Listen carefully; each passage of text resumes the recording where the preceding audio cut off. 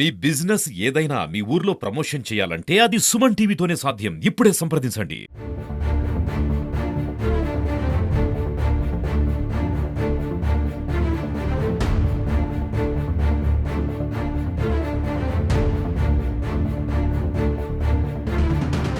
తిరుమల తిరుపతి దేవస్థానం ప్రపంచంలోనే అతిపెద్ద ధార్మిక సంస్థ. వెంకటేశ్వర స్వామిని దర్శించుకోవడానికి సుదూర ప్రాంతాల నుంచి లక్షలాది మంది భక్తులు తిరుమలకు వస్తూ ఉంటారు. అయితే టీటీడీ ఆలయాల్లో పనిచేస్తున్నటువంటి టీటీడీ సిబ్బంది కావచ్చు, లేదంటే అక్కడ నిర్వహించేటువంటి కైంకర్యాలు కార్యక్రమాల్లో పాల్గొనేటువంటి అర్చకులు, అదే రకంగానే టీటీడీ సిబ్బంది, వీళ్ళందరూ కూడా నియమనిష్టలతో హిందూ భావజాలంతో కూడుకున్నటువంటి వారినే టీటీడీ అక్కడ విధుల్లో పెడుతూ ఉంటారు. అయితే ఇటీవల మనం చూసాం, హిందూ ఏతరులు టీటీడీలో పనిచేస్తున్నారనే విషయాలు బయటకు వస్తున్నాయి. దాంతోపాటు కూడా కొంతమందిని గుర్తించారు. అంటే అప్పట్లో వాళ్ళని పెట్టుకున్నప్పటికీ కూడా రిజర్వేషన్ల ప్రకారం.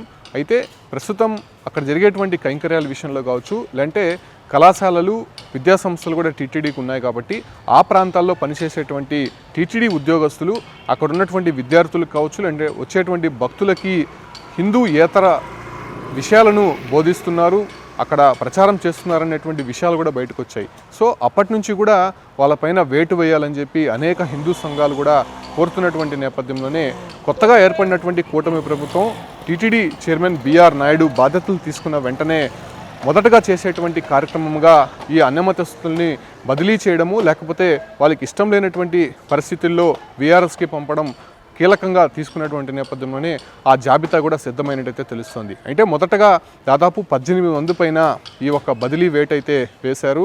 వాళ్ళు అంగీకరించినటువంటి పరిస్థితుల్లో వాళ్ళని వీఆర్ఎస్కు పంపించడానికి కూడా వెసులుబాటు కల్పించారు. అయితే తిరుపతిలో ఉన్నటువంటి టీటీడీకి అనుబంధంగా ఉన్నటువంటి ఆయుర్వేదిక్ కళాశాల ప్రిన్సిపల్తో పాటు అటు ఏదైతే పాలిటెక్నిక్ కళాశాల ప్రిన్సిపల్, అదే రకంగానే లెక్చరర్లు, ఏదైతే హాస్టల్ వార్డన్స్కి సంబంధించినటువంటి జాబితాను ప్రిపేర్ చేశారు, వీళ్ళందరూ కూడా హిందూ ఏతరులుగా గుర్తించినటువంటి నేపథ్యంలోనే వాళ్ళందరినీ బదిలీ చేస్తూ కూడా ఇవాళ ఉత్తర్వులు అయితే జారీ చేశారు. అయితే మరో 69 మంది జాబితాను కూడా సిద్ధం చేసినట్టయితే తెలుస్తుంది. దాంట్లో రిటైర్డ్ అయినటువంటి ఎంప్లాయీస్ ఉన్నారు. దాంతోపాటు కూడా టీటీడీలో కొన్ని ఆలయాల్లో పనిచేసేటువంటి వారు కూడా ఆ ఒక జాబితాలో ఉన్నారు. సో వారిని కూడా బదిలీ చేసేందుకైతే ఇప్పటికే మరో జాబితా సిద్ధమవుతుందని తెలుస్తుంది. అయితే టీటీడీ మొత్తం మీద దాదాపు 300 మందికి పైగా అన్యమతస్తులు అక్కడ విధులు నిర్వహిస్తున్నట్టయితే టీటీడీ గుర్తించింది. అయితే దాదాపు టీటీడీలో ఉన్నటువంటి పర్మనెంట్ ఎంప్లాయీస్ సంఖ్య చూసుకుంటే దాదాపు 7,000 మందికి పైగా అక్కడ విధులు నిర్వహిస్తున్నారు. ఇక అవుట్సోర్సింగ్, కాంట్రాక్టు ఈ పద్ధతుల్లో చేసేటువంటి వారి సంఖ్య మరో 7,000కు పైగా ఉందని చెప్పుకోవచ్చు. అయితే పర్మనెంట్లో పనిచేసేటువంటి ఉద్యోగులని టార్గెట్ చేస్తూ మొదటగా ఈ జాబితానైతే సిద్ధం చేశారు. అయితే 18 మంది పైన ఇప్పటికే వేటు వేశారు కాబట్టి మరికొంతమందిని గుర్తించే ప్రయత్నం అయితే టీటీడీ చేస్తోంది. దాంతోపాటు కూడా మనం ఇటీవల చూసాం, తిరుపతి ఎస్వి యూనివర్సిటీలో ఒక సెక్షన్లో పనిచేస్తున్నటువంటి అక్కడ ప్రొఫెసరే అక్కడ ఉన్నటువంటి విద్యార్థులు కావచ్చు, లేదంటే ఆయన క్యాబిన్లో ఇతర మతాలకు సంబంధించినటువంటి కొన్ని వాక్యాలు ఉంచడము, ఫోటోలు ఉంచడము, అదే రకంగానే అక్కడ విద్యార్థులకు కూడా ఇటువంటి బోధనలు చేయడం పట్ల ఏదైతే ఆధారాలతో పాటు విద్యార్థులు బయటపెట్టినటువంటి నేపథ్యంలోనే ఆయన్ని నేరుగా వెళ్ళి రెడ్ హ్యాండెడ్గా పట్టుకోవడం జరిగింది. అయితే హిందూ సంఘాలు కావచ్చు, అంటే ఇక్కడ ఉన్నటువంటి ప్రతిపక్షాలు అనేక సందర్భాల్లో చెప్తూనే వస్తున్నారు, ఏదైతే హిందువులు అత్యంత పవిత్రంగా భావించేటువంటి తిరుమల తిరుపతి దేవస్థానం ఆలయాల్లో ఇటువంటి వారు ఖచ్చితంగా ఉండకూడదు.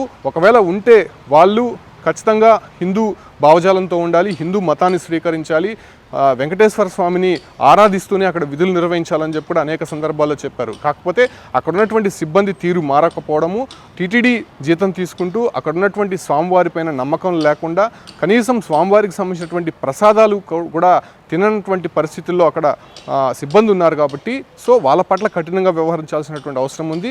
ఏదైతే టీటీడీలో పర్మనెంట్గా ఉద్యోగం చేస్తూ అక్కడ బంగ్లాలు అనుభవిస్తూ అదే రకంగానే ఆ ఫెసిలిటీస్ అంతా కూడా అనుభవిస్తున్నటువంటి ఉద్యోగులు ఆ తర్వాత ఏదైతే వాళ్ళ విధులు ముగించుకొని ఏదైతే ఇతర మతాలకు సంబంధించినటువంటి ఆలయాలకు వెళ్ళడం, అక్కడ ప్రార్థనలో పాల్గొనడము, అక్కడ నేరుగా ఏదైతే మత బోధకులుగా అక్కడ తయారవడము, ఇవన్నీ కూడా ఆధారాలతో పాటు టీటీడీ ముందు ఉంచినప్పటికీ కూడా కొంత నెగ్లెక్ట్ చేస్తూ ఏదైతే ఇన్ని రోజుల పాటు సాగింది. అయితే ఇప్పుడు వచ్చినటువంటి కూటమి ప్రభుత్వానికి సంబంధించి సరైనటువంటి ఆధారాలు, అదే రకంగానే అవన్నీ చూపించడంతో ఆదేశాలతో ప్రభుత్వ ఆదేశాలతో ఖచ్చితంగా వీటిపైన చర్యలు తీసుకోవాలని చెప్పి కూడా అటు టీటీడీ ధర్మకర్తల మండలికి వచ్చినటువంటి ఆదేశాల మేరకు ఈ నిర్ణయం తీసుకున్నట్టే తెలుస్తుంది. ప్రస్తుతం 18 మంది పైన వేటు వేసినటువంటి నేపథ్యంలోనే మరికొంతమంది జాబితా సిద్ధమైనట్టయితే తెలుస్తుంది. సో వాళ్ళకి సంబంధించి కూడా త్వరలోనే ఉత్తర్వులు రాబోతోంది. మరో 300 మంది కూడా ఉన్నట్టయితే గుర్తించారు కాబట్టి వాళ్ళ పట్ల కూడా టీటీడీ ఎలా వ్యవహరించబోతోంది, వీళ్ళని బదిలీ చేస్తారా అంటే వీఆర్ఎస్కి పంపిస్తారా అనే విషయాలపైన కూడా